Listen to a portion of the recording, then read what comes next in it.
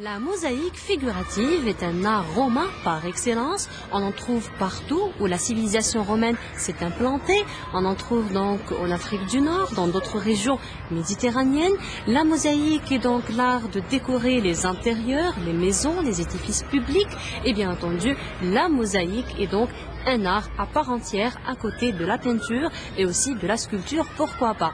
La philatélie algérienne, bien entendu, s'est intéressée à cet art et a essayé donc de reproduire certaines de ces mosaïques à travers des timbres, bien entendu, une représentation assez fidèle de cette mosaïque, et ce, dans le but de garder une mémoire visuelle et aussi de les faire connaître à tous. Et justement, du moment que la plupart des mosaïques sont conservées au niveau des musées, nous avons donc choisi de se déplacer au musée des Antiquités qui se trouve ici à Alger, là où Madame Fatiha Ammar est en train de nous attendre afin de nous éclairer un peu plus sur l'histoire et techniques de réalisation et techniques de conservation de toutes ces mosaïques et bien entendu à travers nos timbres. Suivez-moi.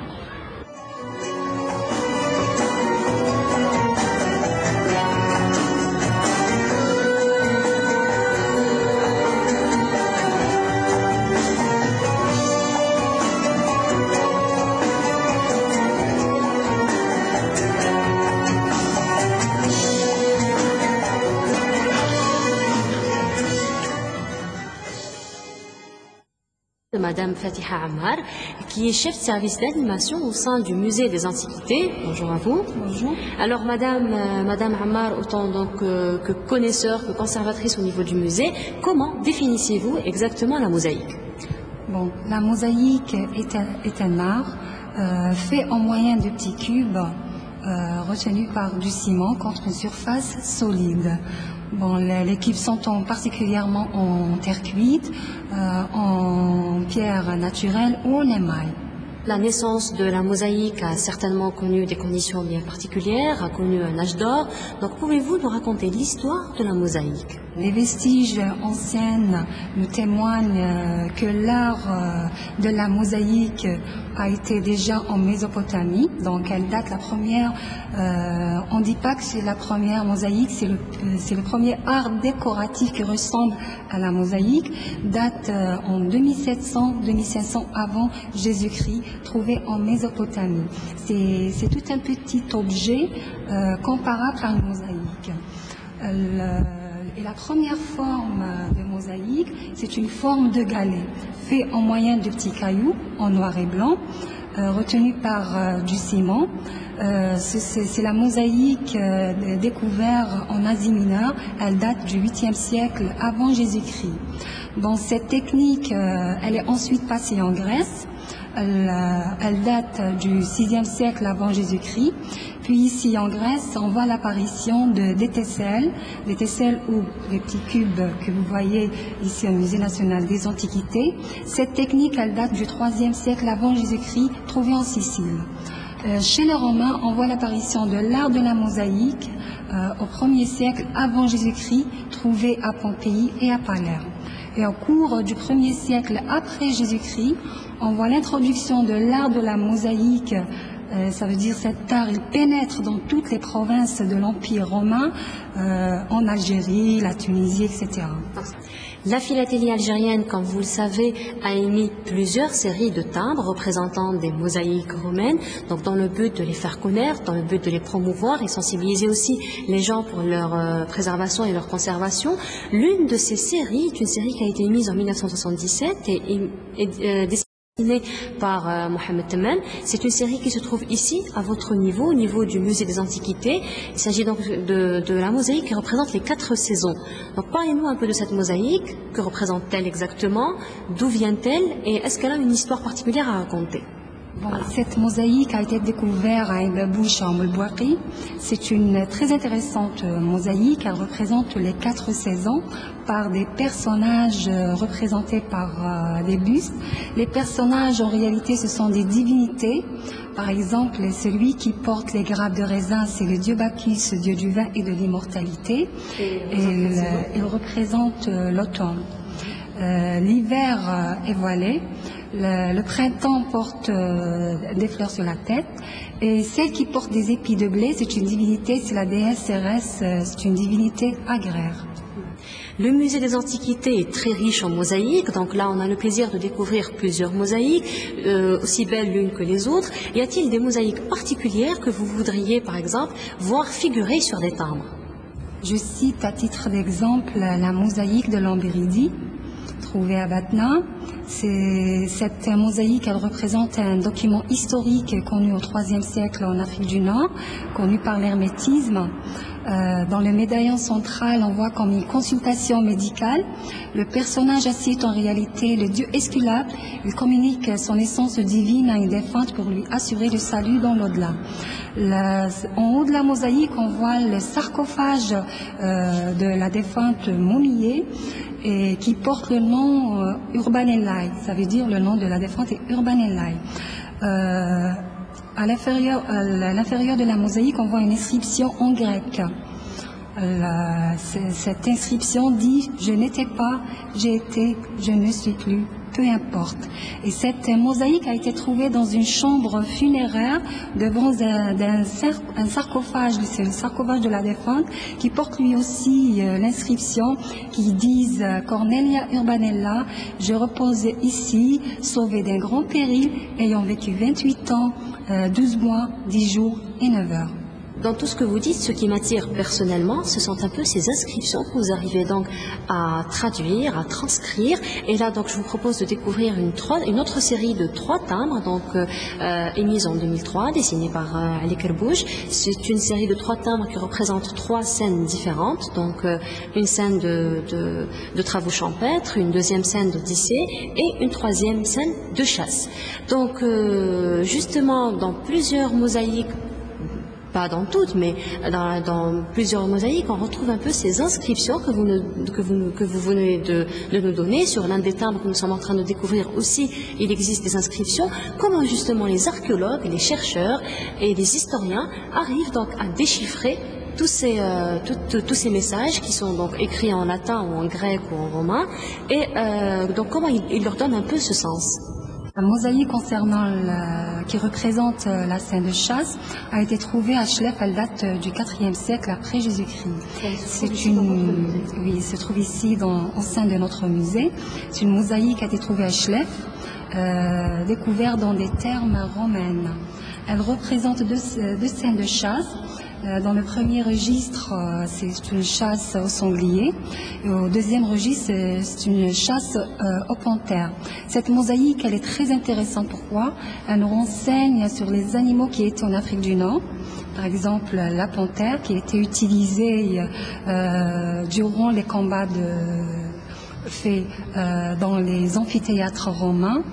Et aussi les équipements de chasse habillés par les chasseurs et les armes utilisées. On voit aussi sur cette mosaïque une inscription, ce qui dit Siliqua frequens foveas membra lavacro, mea membra lavacro. Quand on a fait la traduction de cette inscription, cette inscription nous a fait reconnaître la source qui a été exploitée par les Romains pour les salles des bains. La siliqua, ça veut dire, c'est le caroube. Foveia, c'est la source. Siliqua foveia, ça veut dire, c'est le nom, c'est la source caroube. C'est le nom de la source utilisée par les Romains. Et frequens mea lavacro, c'est nourrir les salles de mes bains. Ça veut dire c'est le propriétaire des thermes. Ils nous disent que mes thermes, on a nourri l'eau de ces thermes par la source qui se trouve, bien sûr, dans la ville de Castellum Tingitanum. C'est le nom antique de la ville de Chlef. Un autre triptyque, cette fois-ci, une série de 3 timbres émise par Algérie Post en 1980. Cette fois-ci, il n'y a pas de dessinateur, puisque le timbre a été conçu à partir de photos. C'est une très très belle série de 3 timbres. Donc parlez-nous un peu du message véhiculé par cette mosaïque, que représente cette mosaïque, et où est-ce qu'on peut la trouver du moment qu'elle n'est pas ici conservée à votre niveau, donc au niveau du musée des Antiquités. Cette mosaïque, elle représente le triomphe du dieu Bacchus, le dieu du vin et de l'immortalité. En revenant de l'Inde, c'est une mosaïque qui se trouve au musée national de Sétif. Pour ce qui est donc de cette mosaïque qui se trouve au musée de Sétif, même pour toutes les autres mosaïques qui se trouvent dans d'autres musées, comme dans votre musée aussi, ce sont donc des mosaïques qui ont été retrouvées dans des sites bien particuliers et bien entendu transportées au niveau des musées. Donc elles ont été portées, posées, puis découpées. Et donc comment se fait toute cette action, donc toute cette opération, sans pour autant détruire et nuire donc à la mosaïque en elle-même. Donc comment se fait le transport de ces mosaïques tout en les préservant? Avant d'enlever la mosaïque, d'abord il faut prendre un dessin de la mosaïque. On la découpe en morceaux. Bon, et chaque morceau on va le faire dans de grandes caisses, et bien recouvert pour pas détruire pas seulement le fragment, mais aussi pour pas détruire ou enlever les petits cubes des fragments de la mosaïque. Alors il faut faire très attention pour transporter les fragments des mosaïques. Et bien sûr ici au Musée national des antiquités, il y a des spécialistes ou un restaurateur très spécifique de cette fonction.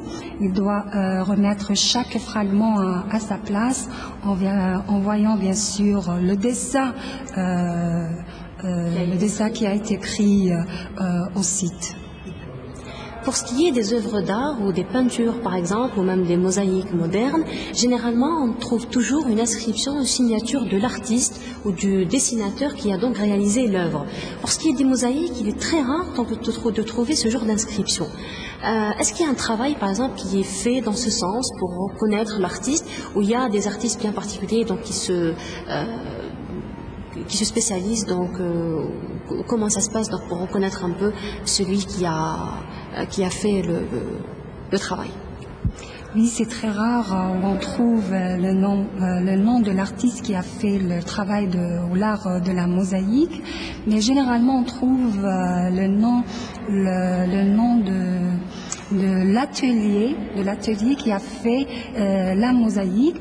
Je cite à titre d'exemple, c'est un fragment qui se trouve au musée de Tingad. C'est un fragment trouvé sûrement dans le site de Tingad. Il mentionne le nom de l'atelier de la mosaïque. Personnellement, je vois c'est le seul fragment qui représente le nom je dis pas le nom de l'artiste, mais de toutes les artistes qui sont fabriqués cette mosaïque. C'est le nom de l'atelier. Surtout que, comme vous nous avez expliqué auparavant, c'est tout un groupe en réalité d'artistes qui s'occupent de la réalisation de la mosaïque. Je vous remercie.